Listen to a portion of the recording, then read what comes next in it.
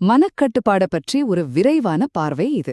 மூளைச்சலவை, அதாவது ஒருத்தரோட நம்பிக்கையையும் அவங்க யோசிக்கிற விதத்தையும் மாத்தி அவங்கள நம்ம கட்டுப்பாட்டுல கொண்டு வரது. இது ஒருத்தரோட சொந்த சிந்தனை திறனையே சேதப்படுத்தக்கூடிய ஒரு தந்திரம். முதல்ல இந்த பிரெயின் வாஷிங் அப்படிங்கிற வார்த்தை எங்க இருந்து வந்துச்சு? இது சீனால இருக்கிற ஷீ நாவ் அப்படிங்கிற வார்த்தையோட நேரடி மொழிபெயர்ப்பு தான்.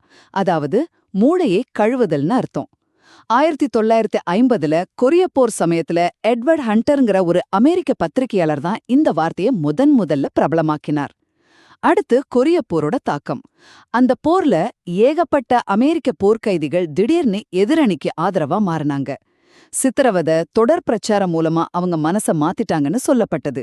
இதுக்கு ஒரு உதாரணம் தான் பிராங்க் ஷ்வாபிள்ங்கிற கைதி. அவர் கிருமி போர்ல ஈடுபட்டதா பொய் சொல்ற வரைக்கும் சித்திரவதைக்கு உள்ளானார். கடைசியா இந்த விவாதம் அரசியல்ல இருந்து மதத்துக்கு பக்கம் திரும்புச்சு.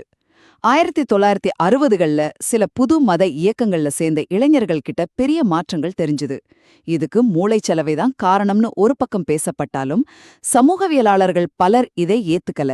ஒரு மத மாற்றத்தை விளக்க இந்த கோட்பாடு மட்டும் போதாதுன்னு அவங்க சந்தேகப்பட்டாங்க.